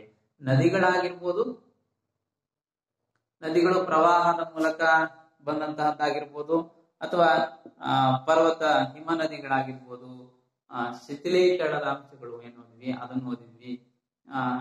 ಎಲ್ಲ ಅಂಶಗಳು ಸಹ ಕಾಣಬರ್ತಕ್ಕಂಥದ್ದು. ರೈಟ್, ಇಷ್ಟು ನಾವು ಈ ಅಧ್ಯಾಯಕ್ಕೆ ಸಂಬಂಧಪಟ್ಟಂತಹ ಕೆಲವೊಂದು ಮುಖ್ಯವಾಗಿರ್ತಕ್ಕಂತಹ ಮಾಹಿತಿಗಳು. ರೈಟ್ ಮಕ್ಕಳೇ, ಇಲ್ಲಿಗೆ ಈ ಅಧ್ಯಾಯವನ್ನ ಕೊನೆಗೊಳಿಸಲಾಗುತ್ತೆ. ಯಾಕಂದ್ರೆ ಈ ಅಧ್ಯಾಯ ಇಲ್ಲಿಗೆ ಮುಗಿಯುತ್ತೆ. ಸೊ ಈ ಅಧ್ಯಾಯದಲ್ಲಿ ನಾವು ಯಾವೆಲ್ಲ ಅಂಶವನ್ನ ತಿಳ್ಕೊಳ್ತೀವಿ ಅಂತೇಳಿ ಒಂದು ಸಣ್ಣದಾಗಿರ್ತಕ್ಕಂತಹ ಮೆಲುಕನ್ನ ಹಾಕೋಣ. ಶಿಲಾಗೋಳ.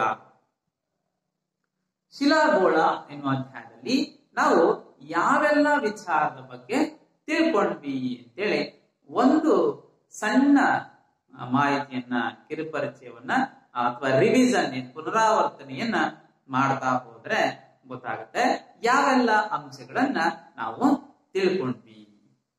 ಎಸ್, ಮೊದಲನೇದಾಗಿ ನಾವು ತಿಳ್ಕೊಂಡಿದ್ದು ಶಿಲಾಗೋಳ ಎಂದರೇನು, ಶಿಲಾಗೋಳ ಅಂದ್ರೆ ಏನು ಅಂತೇಳಿ ತಿಳ್ಕೊಂಡ್ವಿ. ಅದಾದ್ಮೇಲೆ ನಾವು ಶಿಲೆಗಳ ಶಿಲಾಗೋಳ ಅಂದ್ರೇನು ಅಂತ ತಿಳ್ಕೊಳ್ಳುವ ಪ್ರಯತ್ನವನ್ನ ಮಾಡಿದ್ವಿ, ಈ ಅಧ್ಯಾಯದಲ್ಲಿ ತಿಳ್ಕೊಂಡ್ವಿ. ಸೊ ಇದಾದ್ಮೇಲೆ ನಾವು ಶಿಲಾ ಪದರುಗಳು ಏನಿದಾವೆ, ಪ್ರಮುಖವಾಗಿರ್ತಕ್ಕಂತಹ ಈ ಭೂ ಅಂತರಾಳದ ಪದರುಗಳು ಯಾವ್ಯಾವು, ಭೂ ಅಂತರಾಳದಲ್ಲಿರ್ತಕ್ಕಂತಹ ಪದರುಗಳು ಯಾವ್ಯಾವು ಅನ್ನೋದನ್ನ ತಿಳ್ಕೊಂಡ್ವಿ. ಯಾವ್ಯಾವ ಪದರುಗಳು ಮಕ್ಕಳೇ ನೆನಪಿದೆಯಲ್ಲ? ಭೂಮಿಯ ಅಂತರಾಳದ ರಚನೆ, ಭೂಕವಚ, ಮ್ಯಾಂಟಲ್ ಮತ್ತೆ ಕೇಂದ್ರಗೋಳ ಅಂತೇಳಿ ಅಧ್ಯಯನವನ್ನ 3 ಪದರಗಳನ್ನಾಗಿ ವಿಂಗಡಿಸಿ ಯಾವ್ಯಾವ ಪದರಿನಲ್ಲಿ ಯಾವೆಲ್ಲ ಅಂಶಗಳು ಇದಾವೆ ಅನ್ನೋ ವಿಚಾರವನ್ನ ನಾವು ಈ ಅಧ್ಯಾಯದಲ್ಲಿ ತಿಳ್ಕೊಂಡು ಮೊದಲ ಭೂಕವಚ ಅಂದ್ರೇನು, ಸೊ ಆ ಭೂಕವಚದಲ್ಲಿರ್ತಕ್ಕಂತಹ ಅಂಶಗಳು ಯಾವ್ಯಾವು, ಏನೇನೆಲ್ಲ ಹೊಂದಿರುತ್ತೆ. ಮ್ಯಾಂಟಲ್ ಅಂದ್ರೇನು, ಸೊ ಮ್ಯಾಂಟಲ್ ಇರ್ತಕ್ಕಂತಹ ಅಂಶಗಳು ಯಾವ್ಯಾವು. ಎಸ್ಟಿನೋಸ್ಫಿಯರ್, ಮೆಸೋಸ್ಫಿಯರ್ ಅಂತ ಹೇಳಿ ಓದಿದ್ವಲ್ಲ, ಸೊ ಎಸ್ ಅದು. ಸೊ ಹಾಗೆ ಕೊನೆಯದಾಗಿ ಕೇಂದ್ರಗೋಳ, ಸೊ ಆ ಕೇಂದ್ರಗೋಳದಲ್ಲಿರ್ತಕ್ಕಂತಹ ಅಂಶಗಳ ಬಗ್ಗೆ ನಾವು ತಿಳ್ಕೊಂಡ್ವಿ. ಇನ್ನು ನಂತರದಲ್ಲಿ ನಾವು ಶಿಲೆಗಳು, ರಾಕ್ಸ್ ಅಂತೇನಿದೆ, ಆ ಶಿಲೆಗಳ ಬಗ್ಗೆ ತಿಳ್ಕೊಳ್ಳೋ ಪ್ರಯತ್ನವನ್ನ ಮಾಡಿದ್ವಿ. ಎರಡನೇದಾಗಿ ಅದು ಫಸ್ಟ್ನೇದು ಶಿಲಾಗೋಳ ಅಂದ್ರೇನು, ಪದರಗಳು, ಭೂ ಅಂತರಾಳದ ರಚನೆಯ ಬಗ್ಗೆ ತಿಳ್ಕೊಂಡ್ವಿ. ನಂತರದಲ್ಲಿ ಶಿಲೆಗಳು, ಶಿಲೆಗಳಲ್ಲಿ ನಾವು ಮತ್ತೆ ಅದರ ವಿಧಗಳನ್ನ ನೋಡ್ತಾ ಹೋದ್ವಿ. ಯಾವ್ಯಾವು? ಅಗ್ನಿಶಿಲೆಗಳು, ಕಣಶಿಲೆಗಳು, ರೂಪಾಂತರ ಶಿಲೆಗಳು, ಹೌದಲ್ಲ? ಸೊ ಅಗ್ನಿಶಿಲೆಗಳು ಹೇಗೆ ನಿರ್ಮಾಣ ಆಗ್ತಕ್ಕಂಥವು, ಇವು ಪ್ರಾಥಮಿಕ ಶಿಲೆಗಳು ಅಂತ ಕರಿತೇವೆ. ಹೇಗೆ ಅಗ್ನಿಶಿಲೆಗಳು ರಚನೆ ಆಗು, ಕಣಶಿಲೆಗಳು ಹೇಗಾಗು, ಕಣಶಿಲೆಗಳು ಹೇಗಾಗು ಅಂತೇಳಿ ನಾವು ಈಗಾಗಲೇ ತಿಳ್ಕೊಂಡ್ವಿ. ಸೊ ಅದರಲ್ಲಿ ಜೈವಿಕ ಶಿಲೆಗಳು, ಅಜೈವಿಕ ಶಿಲೆಗಳು ಅಂತ ಏನ್ ಕರಿತೀವಿ. ಸೊ ಅದಾದ್ಮೇಲೆ ಏನು ನಾವು ವಿವಿಧ ರೀತಿಯ ಭೌತಿಕ ಕ್ರಿಯೆಯಿಂದ ಆಗಿರ್ತಕ್ಕಂಥ ಶಿಲೆಗಳು, ರಾಸಾಯನಿಕ ಕ್ರಿಯೆಯಿಂದಾಗಿರ್ತಕ್ಕಂಥ ಶಿಲೆಗಳು, ಹಾಗೇನೆ ಜೈವಿಕ ಕ್ರಿಯೆಯಿಂದಾಗಿರ್ತಕ್ಕಂತಹ ಶಿಲೆಗಳು, ಹೇಗೆ ಕಣಶಿಲೆಗಳು ಉದ್ಭವ ಆಯ್ತು ಅನ್ನೋದನ್ನ ನೋಡಿದ್ವಿ. ಇದಾದ ನಂತರ ರೂಪಾಂತರ ಶಿಲೆಗಳು ಅಂದ್ರೆ ಅಗ್ನಿಶಿಲೆಗಳು ಮತ್ತು ಕಣಶಿಲೆಗಳು ಕೆಲವೊಂದು ನೈಸರ್ಗಿಕ ಕಾರಣಗಳಿಂದ ಹೇಗೆ ಒಂದು ರೂಪದಿಂದ ಮತ್ತೊಂದು ರೂಪಕ್ಕೆ ಬದಲಾಗ್ತವು, ಸೊ ಹೇಗೆ ಬದಲಾಗು ಅನ್ನೋ ವಿಚಾರವನ್ನ ತಿಳ್ಕೊಂಡ್ವಿ. ಸೊ ಇಲ್ಲಿ ರೂಪಾಂತರ ಶಿಲೆಗಳ ಬಗ್ಗೆ ನಾವು ಅಧ್ಯಯನವನ್ನ ಮಾಡಿದ್ವಿ. ಸೊ ತದನಂತರ ನಾವು ಬಂದಿದ್ದೆ ನೆಕ್ಸ್ಟ್ ಭೂಚಿಪ್ಪಿನ ಶಕ್ತಿಗಳು. ಭೂಚಿಪ್ಪಿನ ಶಕ್ತಿಗಳು ಯಾವ್ಯಾವ ಭೂಚಿಪ್ಪಿನ ಶಕ್ತಿಗಳು, ಅದರಲ್ಲಿ ಮತ್ತೆ 2 ಭಾಗವನ್ನಾಗಿ ಮಾಡಿಕೊಂಡ್ವಿ. ಯಾವೆರಡು ಭಾಗ? ಅದರಲ್ಲಿ ಅಂತರ್ಜನಿತ ಶಕ್ತಿಗಳು ಮತ್ತೊಂದು ಬಹಿರ್ಜನಿತ ಶಕ್ತಿಗಳು. ಅಂತರ್ಜನಿತ ಶಕ್ತಿಗಳಲ್ಲಿ ನಾವು ಬಹಳ ಮುಖ್ಯವಾಗಿ 2 ನೋಡಿದ್ವಿ, ಜ್ವಾಲಾಮುಖಿಗಳು ಮತ್ತು ಭೂಕಂಪಗಳು. ಬಹಿರ್ಜನಿತ ಶಕ್ತಿಗಳಲ್ಲಿ ಮತ್ತೆ 2 ವಿಧವನ್ನು ಕಂಡ್ವಿ, ಶಿಥಿಲೀಕರಣ ಮತ್ತು ಭೂನಗ್ನೀಕರಣ. ಶಿಥಿಲೀಕರಣ ಮತ್ತು ಭೂನಗ್ನೀಕರಣ. ಇದರಲ್ಲಿ ನಾವು ಜ್ವಾಲಾಮುಖಿ, ಸೊ ಜ್ವಾಲಾಮುಖಿಯ ಅಂಶಗಳನ್ನ ನಾವು ತಿಳಿತಾ ಹೋದ್ರೆ, ಜ್ವಾಲಾಮುಖಿ ಅಂದ್ರೆ ಏನು, ಜ್ವಾಲಾಮುಖಿಗಳು ಹೇಗೆ ಉಂಟಾಗ್ತವೆ, ಅದಕ್ಕೆ ಸಂಬಂಧಪಟ್ಟಂತಹ ಮಾಹಿತಿಯನ್ನ ತಿಳ್ಕೊಂಡ್ವಿ. ಅದಾದ್ಮೇಲೆ ಜ್ವಾಲಾಮುಖಿಯ ವಿಧಗಳನ್ನ ನೋಡಿದ್ವಿ. ಯಾವ್ಯಾವು? ಜಾಗೃತ ಜ್ವಾಲಾಮುಖಿಗಳು, ಸುಪ್ತ ಜ್ವಾಲಾಮುಖಿಗಳು, ಲುಪ್ತ ಜ್ವಾಲಾಮುಖಿಗಳು. ಸೊ ಹೀಗೆ 3 ವಿಧಗಳನ್ನಾಗಿ ನೋಡ್ಕೊಂಡ್ವಿ. ಸೊ ಹಂಗಂದ್ರೆ ಏನು ಅಂತ ತಿಳ್ಕೊಂಡು ಯಾವ್ಯಾವ ರೀತಿಯ ಜ್ವಾಲಾಮುಖಿಗಳು, ಯಾವ ವಿಧದ ಜ್ವಾಲಾಮುಖಿಗಳು ಯಾವ್ಯಾವ ಪ್ರದೇಶಗಳಲ್ಲಿ ಕಂಡು ಬರ್ತವೆ. ಸೊ ನಾವು ಕೆಲವೊಂದು ಭೂಪಟದಲ್ಲಿ ಯಾವ ಜ್ವಾಲಾಮುಖಿಯ ಪ್ರದೇಶಗಳು ಯಾವ್ಯಾವು ಅನ್ನೋದನ್ನು ಸಹ ತಿಳಿದುಕೊಳ್ಳುವ ಪ್ರಯತ್ನವನ್ನ ಮಾಡಿದ್ವಿ. ನಂತರದಲ್ಲಿ ನಾವೇನು ಭೂಕಂಪನಗಳು, ಈ ಭೂಕಂಪಕ್ಕೆ ಸಂಬಂಧಪಟ್ಟಂತ ಅನೇಕ ಅಂಶಗಳ ಬಗ್ಗೆನೂ ಸಹ ನಾವು ತಿಳ್ಕೊಂಡ್ವಿ. ಭೂಕಂಪ ಅಂದ್ರೆ ಏನು, ಅರ್ಥಕ್ವೈಕ್ಸ್ ಅಂತೇಳಿ ಕರಿತೀವಲ್ಲ, ಭೂಕಂಪಗಳು ಅಂದ್ರೆ ಏನು, ಸೊ ಭೂಕಂಪ ಉಂಟಾಗಲಿಕ್ಕೆ ಕಾರಣಗಳು ಯಾವ್ಯಾವು ಅನ್ನೋದನ್ನ ನಾವು ತಿಳಿದುಕೊಳ್ಳುವ ಪ್ರಯತ್ನವನ್ನ ಮಾಡಿದ್ವಿ. ಅದರಲ್ಲಿ ಆ ಜ್ವಾಲಾಮುಖಿಯ ಸ್ಫೋಟನೆಗಳಾಗಿರ್ಬೋದು, ಸ್ತರಭಂಗ ಆಗಿರ್ಬೋದು, ಇನ್ನಿತರ ಮಾನವ ನಿರ್ಮಿತ ಅಂಶಗಳು ಸಹ ಭೂಕಂಪಕ್ಕೆ ಕಾರಣ ಆಗ್ಬೋದು ಅನ್ನೋದನ್ನು ಸಹ ನಾವು ತಿಳ್ಕೊಂಡ್ವಿ. ಇನ್ನೊಂದಾದ್ಮೇಲೆ ಈ ಭೂಕಂಪದ ಅಲೆಗಳು ಅಂತ ಬಂದು, ಭೂಕಂಪನದ ಅಲೆಗಳು ಯಾವ ಭೂಕಂಪದ ಅಲೆಗಳು, ಅದನ್ನ ಮತ್ತೆ 3 ಭಾಗ ಮಾಡಿದ್ವಿ. ಪ್ರಾಥಮಿಕ ಅಲೆಗಳು, ದ್ವಿತೀಯ ಅಲೆಗಳು ಮತ್ತು ತೃತೀಯ ಅಲೆಗಳು. ಈ 3 ರೀತಿಯ ಅಲೆಗಳನ್ನ ತಿಳ್ಕೊಂಡು ಪ್ರಾಥಮಿಕ ಅಲೆಗಳು, ದ್ವಿತೀಯ ಅಲೆಗಳು ಮತ್ತು ತೃತೀಯ ಅಲೆಗಳು ಹೇಗೆ ಈ ಒಂದು ಭೂಕಂಪಕ್ಕೆ ಕಾರಣ ಆಗ್ತವೆ, ಹೇಗಿದೆ ಅದರ ಪರಿಣಾಮಗಳ ಬಗ್ಗೆನೂ ತಿಳ್ಕೊಂಡ್ವಿ. ಭೂಕಂಪದಿಂದ ಆಗ್ತಕ್ಕಂತಹ ಪರಿಣಾಮಗಳೇನು, ಮಾನವನಿಗೆ ಯಾವ ರೀತಿಯ ಹಾನಿಕಾರಕ ಆಸ್ತಿ ಪಾಸ್ತಿ ಹಾನಿ ಆಗುತ್ತೆ, ರಸ್ತೆ ಮಾರ್ಗಗಳು, ರೈಲು ಮಾರ್ಗಗಳು, ಅಣೆಕಟ್ಟುಗಳು ಇವೆಲ್ಲವೂ ಸಹ ಒಡೆದೋಗ್ತವೆ, ನಾಶ ಆಗ್ತಕ್ಕಂಥವು ಅನೇಕ ಅಂಶಗಳನ್ನ ಚರ್ಚೆಯನ್ನ ಮಾಡಿದ್ವಿ. ಇನ್ನ ಬಹಳ ಮುಖ್ಯವಾಗಿ ಭೂಕಂಪದಿಂದ ಬರ್ತಕ್ಕಂಥದ್ದು ಸುನಾಮಿ ಹೇಗೆ ಸಂಭವಿಸುತ್ತೆ? ಸಮುದ್ರದ ಆಳದಲ್ಲಿ ಅಥವಾ ಸಾಗರದ ಆಳದಲ್ಲಿ ಭೂಕಂಪ ಸಂಭವಿಸಿದಾಗ ಸಮುದ್ರದಲ್ಲಿ ಅಥವಾ ಸಾಗರದಲ್ಲಿ ಎತ್ತರವಾಗಿರ್ತಕ್ಕಂತಹ ಅಲೆ ಎದ್ದೇಳುತ್ತೆ.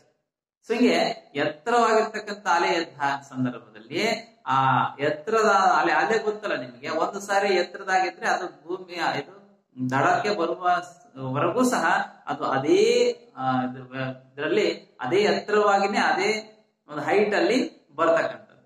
ಸೊ ಅದು ಬಂದು ತೀರಕ್ಕೆ ಅಪ್ಪಳಿಸಿದಾಗ ತೀರ ಪ್ರದೇಶದಲ್ಲಿ ಇರ್ತಕ್ಕಂತಹ ಅನೇಕ ಜನವಸತಿ ಪ್ರದೇಶಗಳಾಗಿರ್ಬೋದು, ಅನೇಕ ರೀತಿಯ ಸ್ಥಳ ಏನಿದೆ ಆ ಸ್ಥಳ ಪೂರ್ತಿ ಆ ಒಂದು ಸುನಾಮಿಗೆ ತುತ್ತಾಗ್ತಕ್ಕಂಥದ್ದು, ಜಲಪ್ರಳಯ ಅಂತ ಕರಿತೀವಲ್ಲ, ಸೊ ಇದಕ್ಕೆ ತುತ್ತಾಗ್ತಕ್ಕಂತಹ ಸಂಭವ ಹೆಚ್ಚಾಗಿರುತ್ತೆ. ಸೊ ಈ ಎಲ್ಲ ಭೂಕಂಪದ ಪರಿಣಾಮಗಳನ್ನ ನಾವು ತಿಳ್ಕೊಂಡ್ವಿ. ಹೀಗೆ ಸುನಾಮಿ ಹೇಗೆ ಸಂಭವಿಸುತ್ತೆ ಅನ್ನೋದನ್ನು ಸಹ ನಾವು ತಿಳಿದುಕೊಳ್ಳೋ ಪ್ರಯತ್ನವನ್ನ ಮಾಡಿದ್ವಿ ಮಕ್ಕಳೇ. ರೈಟ್. ಹಾಗೇನೆ ಭೂಕಂಪವನ್ನ ಹೆಚ್ಚಾಗಿ ಎಲ್ಲೆಲ್ಲಿ ಕಂಡು ಬರ್ತವೆ ಅನ್ನೋದನ್ನ ನಾವು ಭೂಪಟದಲ್ಲಿ, ನಿಮ್ಮ ಪುಸ್ತಕದಲ್ಲಿ ಇದೆ, ಆ ಭೂಪಟದ ಬಗ್ಗೆ ತಿಳಿದುಕೊಳ್ಳುವ ಸಂದರ್ಭದಲ್ಲಿ ಹೇಗೆ ಆ ಭೂಕಂಪಗಳು ಎಲ್ಲೆಲ್ಲಿ ಯಾವ ಪ್ರದೇಶದಲ್ಲಿ ಭೂಕಂಪದ ಪ್ರದೇಶಗಳು ಅನ್ನೋದನ್ನ ಗೊತ್ತು ಮಾಡ್ಕೊಂಡ್ವಿ. ಇಷ್ಟು ಅಂತರ್ಜನಿತ ಶಕ್ತಿಗಳು ಅಥವಾ ಆಂತರಿಕ ಶಕ್ತಿಗಳು ಅನ್ನೋ ವಿಚಾರದಲ್ಲಿ ಭೂಚಿಪ್ಪಿನ ಶಕ್ತಿಗಳ ಬಗ್ಗೆ ತಿಳಿಯುವ ಸಂದರ್ಭದಲ್ಲಿ ಆಂತರಿಕ ಶಕ್ತಿಗಳ ಬಗ್ಗೆ ತಿಳ್ಕೊಂಡ್ವಿ. ನಂತರದಲ್ಲಿ ನಾವು ಬಾಹ್ಯ ಶಕ್ತಿಗಳು ಅಥವಾ ಬಹಿರ್ಜನಿತ ಶಕ್ತಿಗಳು ಯಾವ್ಯಾವು ಅನ್ನೋದನ್ನ ತಿಳ್ಕೊಂಡ್ವಿ. ಅದರಲ್ಲಿ ಮೊದಲನೇದಾಗಿ ಶಿಥಿಲೀಕರಣ, ಶಿಲೆಗಳು ಒಡೆದು ಚೂರಾಗುವ ಒಂದು ಸ್ವಾಭಾವಿಕ ಪ್ರಕ್ರಿಯೆ ಏನಿದೆ ಅದನ್ನ ಶಿಥಿಲೀಕರಣ ಅಂತ ಕರೆದ್ವಿ. ಆ ಶಿಥಿಲೀಕರಣ ಯಾವೆಲ್ಲ ವಿಧಾನಗಳ ಮೂಲಕ ಸಂಭವಿಸುತ್ತೆ? ಅದರಲ್ಲಿ ಭೌತಿಕ ಶಿಥಿಲೀಕರಣ, ರಾಸಾಯನಿಕ ಶಿಥಿಲೀಕರಣ ಮತ್ತು ಜೈವಿಕ ಶಿಥಿಲೀಕರಣ ಅಂದ್ರೇನು, ಸೊ ಹೇಗೆ ಅವು ಸಂಭವಿಸುತ್ತೆ. ಮತ್ತೆ ರಾಸಾಯನಿಕ ಶಿಥಿಲೀಕರಣದಲ್ಲಿ ಆಮ್ಲಜನಕದ ಸಂಯೋಜನೆಯೊಂದಿಗೆ, ಇಂಗಾಲದ ಸಂಯೋಜನೆಯೊಂದಿಗೆ, ಜಲ ಸಂಯೋಜನೆಯೊಂದಿಗೆ, ಹಾಗೇನೆ ದ್ರಾವಣೀಕರಣ, ಈ ಯಾವೆಲ್ಲ ವಿಧಾನಗಳ ಮೂಲಕ ಶಿಲೆ ಚೂರಾಗ್ತಕ್ಕಂತಹ ಶಿಥಿಲೀಕರಣ ಸಂಭವಿಸುತ್ತೆ ಅನ್ನೋದನ್ನ ನಾವು ಚರ್ಚೆನ ಮಾಡಿದ್ವಿ. ಸೊ ತದನಂತರ ಶಿಥಿಲೀಕರಣ, ಜೈವಿಕ ಶಿಥಿಲೀಕರಣದಲ್ಲಿ ಸಸ್ಯವರ್ಗ ಮತ್ತು ಪ್ರಾಣಿ ವರ್ಗ, ಕೊನೆಯದಾಗಿ ಮಾನವ ನಿರ್ಮಿತ ಅಂಶಗಳು ಸಹ, ಮಾನವನು ಸಹ ಹೇಗೆ ಶಿಥಿಲೀಕರಣಕ್ಕೆ ಕಾರಣೀಭೂತನಾಗ್ತಾನೆ ಅನ್ನೋದನ್ನ ನಾವು ತಿಳ್ಕೊಂಡ್ವಿ. ನಂತರದಲ್ಲಿ ಬರ್ತಕ್ಕಂತಹ ಎರಡನೇ ಒಂದು ಬಾಹ್ಯ ಶಕ್ತಿ ಯಾವಪ್ಪ ಅಂದ್ರೆ ಭೂನಗ್ನೀಕರಣ. ಈ ನಗ್ನೀಕರಣದ ಅಂಶಗಳನ್ನ ತಿಳಿಯುವಾಗ ಅನೇಕ ಶಕ್ತಿಗಳು ಭೂನಗ್ನೀಕರಣಕ್ಕೆ ಕಾರಣರಾಗ್ತವೆ ಅಂತೇಳಿ ಹೇಳಿದೆ. ಅದರಲ್ಲಿ ನಾವೇನು ಮೊದಲನೇದಾಗಿ ನದಿ, ಹಿಮ ನದಿ ಅಂತ ಏನ್ ಕರಿತೀವಿ, ನದಿಗಳು, ಹಿಮ ನದಿಗಳು ಇವು ಸಹ ಭೂನಗ್ನೀಕರಣಕ್ಕೆ ಕಾರಣವಾಗುವ ಅಂಶಗಳಾಗಿದ್ದಾವೆ. ರೈಟ್. ಇಲ್ಲಿ ನದಿಯ ಬಗ್ಗೆ ತಿಳಿಯುವಾಗ ಮೇಲ್ಕಣಿವೆಯ ಪಾತ್ರ, ಮಧ್ಯ ಕಣಿವೆಯ ಪಾತ್ರ ಮತ್ತು ಕೆಳಕಣಿವೆಯ ಪಾತ್ರಗಳು ಏನೇನು ಅನ್ನೋವನ್ನು ಸಹ ಈ ಒಂದು ಅಧ್ಯಾಯದಲ್ಲಿ ತಿಳಿತಾ ಬಂದು ಹೇಗೆ ನದಿಗಳು ಆ ಎಲ್ಲ ಪಾತ್ರಗಳಲ್ಲಿ ಕಾರ್ಯವನ್ನ ನಿರ್ವಹಿಸ್ತವೆ. ಹಾಗೇನೆ ಹಿಮ ನದಿ ಅಂದ್ರೇನು, ಹಿಮ ನದಿಯ ವಿಧಗಳು ಯಾವುವು, ಪರ್ವತ ಕಣಿವೆ ಹಿಮ ನದಿಗಳು ಅಂತ ಓದಿದ್ವಿ. ಸೊ ಅವುಗಳು ಹೇಗೆ ಭೂನಗ್ನೀಕರಣಕ್ಕೆ ಕಾರಣ ಆಗ್ತವೆ ಅಂತ ಹೇಳಿದ್ವಿ. ಅದರಲ್ಲಿ ಪ್ರಮುಖವಾಗಿ ಶಿಲಾ ನಿಚಯಗಳು ಅಂತ ಓದಿದ್ವಿ. ಅದರಲ್ಲಿ ಪಾರ್ಶ್ವ ಶಿಲಾನಿಚಯಗಳು, ಆಮೇಲೆ ಮಧ್ಯ ಶಿಲಾನಿಚಯಗಳು, ತಳದ ಶಿಲಾನಿಚಯಗಳು, ಅಂತ್ಯ ಶಿಲಾನಿಚಯಗಳು ಅಂತೇಳಿ ನಾವು ಕಳೆದ ಕ್ಲಾಸ್ ಅಲ್ಲಿ ಅಧ್ಯಯನವನ್ನ ಮಾಡಿದ್ವಿ. ರೈಟ್. ಇದಾದ್ಮೇಲೆ ಬರ್ತಕ್ಕಂಥದ್ದೇ ನಾವು ಇವತ್ತಿನ ತರಗತಿಯಲ್ಲಿ ತಿಳಿದುಕೊಂಡಂತಹ ಅಂಶಗಳು ಯಾವುವು? ಅಂತರ್ಜಲ, ಮಾರುತಗಳು, ಸಮುದ್ರದ ಅಲೆಗಳು. ಅಂತರ್ಜಲ ಹೇಗೆ ಭೂ ನಗ್ನೀಕರಣ ಕರ್ತೃವಾಗಿರುತ್ತೆ, ಮಾರುತಗಳು ಹೇಗೆ ಭೂ ನಗ್ನೀಕರಣಕ್ಕೆ ಕಾರಣ ಆಗ್ತವೆ, ಸಮುದ್ರದ ಅಲೆಗಳು ಸಹ ಹೇಗೆ ಭೂ ನಗ್ನೀಕರಣಕ್ಕೆ ಕಾರಣ ಆಗ್ತವೆ ಎನ್ನುವ ವಿಚಾರವನ್ನು ಸಹ ನಾವು ತಿಳ್ಕೊಂಡ್ವಿ. ಅದರಲ್ಲಿ ಅಂತರ್ಜಲ ಅಂದ್ರೆ ಏನು ಅಂತ ತಿಳ್ಕೊಂಡ್ವಿ. ಹಾಗೆ ಚಿಲುಮೆಗಳು ಯಾವುವು? ಅಂತರ್ಜಲವು ಸ್ವಾಭಾವಿಕವಾಗಿ ಹೊರ ಬೀಳುವುದನ್ನ ನಾವು ಚಿಲುಮೆಗಳು ಅಂತ ಕರೆದ್ವಿ. ಈ ಚಿಲುಮೆಗಳಲ್ಲಿ ನಾವು ಮತ್ತೆ ವಿಧಗಳನ್ನು ನೋಡಿದ್ವಿ. ಯಾವ್ಯಾವು? ನಿರಂತರ ಚಿಲುಮೆಗಳು, ನಿಯತಕಾಲಿಕ ಚಿಲುಮೆಗಳು, ಸಿಹಿ ನೀರಿನ ಚಿಲುಮೆಗಳು, ಬಿಸಿ ನೀರಿನ ಚಿಲುಮೆಗಳು, ಗೇಜರ್, ಆರ್ಟಿಸಿಯನ್ ಬಾವಿಗಳು ಅನ್ನೋವನ್ನ ಚಿಲುಮೆಯ ವಿಧಗಳನ್ನ ಅಧ್ಯಯನ ಮಾಡಿದ್ವಿ. ಸೊ ತದನಂತರ ಅಂತರ್ಜಲವು ಯಾವ ರೀತಿಯ ನಗ್ನೀಕರಣದ ಕಾರ್ಯವನ್ನ ನಿರ್ವಹಿಸ್ತಾ ಹೋಗುತ್ತೆ, ಯಾವ ರೀತಿಯ ಭೂ ಸ್ವರೂಪಗಳನ್ನ ನಿರ್ಮಾಣ ಮಾಡುತ್ತೆ ಎನ್ನುವ ವಿಚಾರವನ್ನು ಸಹ ತಿಳ್ಕೊಂಡು ಇನ್ನು ನೆಕ್ಸ್ಟ್ ಮಾರುತಗಳು ಸಹ ಭೂ ನಗ್ನೀಕರಣದ ಕರ್ತೃ ಅಂತೇಳಿ ಹೇಳ್ಬೋದು.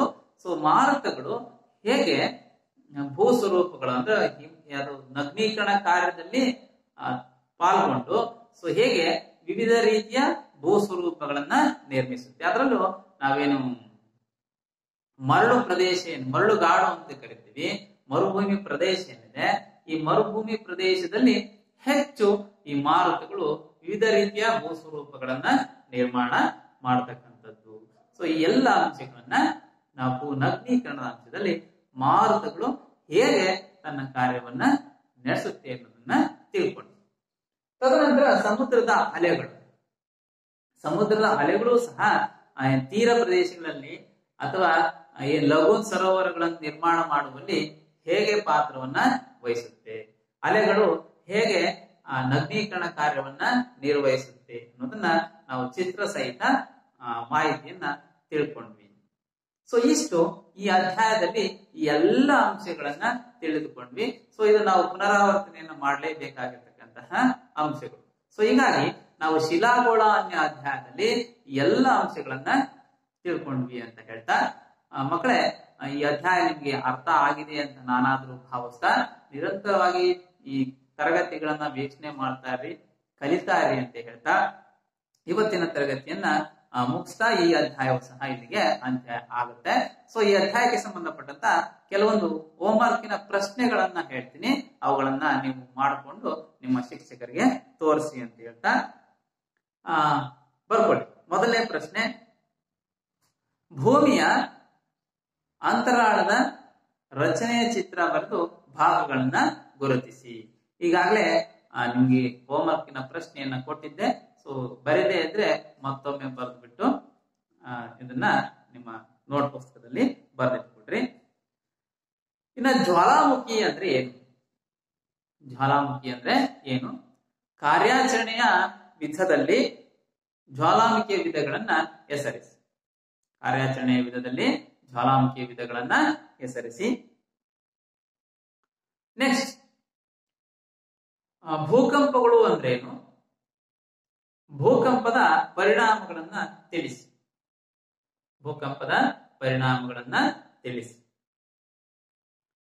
ಶಿಥಿಲೀಕರಣ ಅಂದ್ರೇನು? ಶಿಥಿಲೀಕರಣ ಎಂದರೇನು? ಶಿಥಿಲೀಕರಣದ ವಿಧಗಳನ್ನ ವಿವರಿಸಿ. ನೆಕ್ಸ್ಟ್ ಪ್ರಶ್ನೆ, ಭೂನಗ್ನೀಕರಣ ಎಂದರೇನು?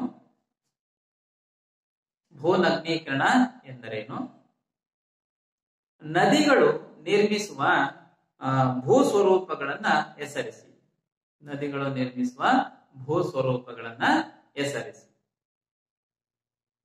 ಎಸ್, ಇದಾದ್ಮೇಲೆ ಮಕ್ಕಳ ನಿಮ್ಮ ಪುಸ್ತಕದಲ್ಲಿ, ನಿಮ್ಮ ಪಠ್ಯ ಪುಸ್ತಕದಲ್ಲಿ ಕೆಲವೊಂದು ಹೊಂದಿಸಿ ಬರೆಯಿರಿ ಅಂತ ಇದೆ. ಅದರಲ್ಲಿ ಸೈಮ, ಮರಳುಗಲ್ಲು, ಹೊರಕೇಂದ್ರ, ಗೇಜ್, ಲೋಯಸ್ ಅಂತಕ್ಕಂತಹ ಹೊಂದಿಸಿ ಬರೆಯಿರಿಯ ಪಟ್ಟಿ ಇದೆ.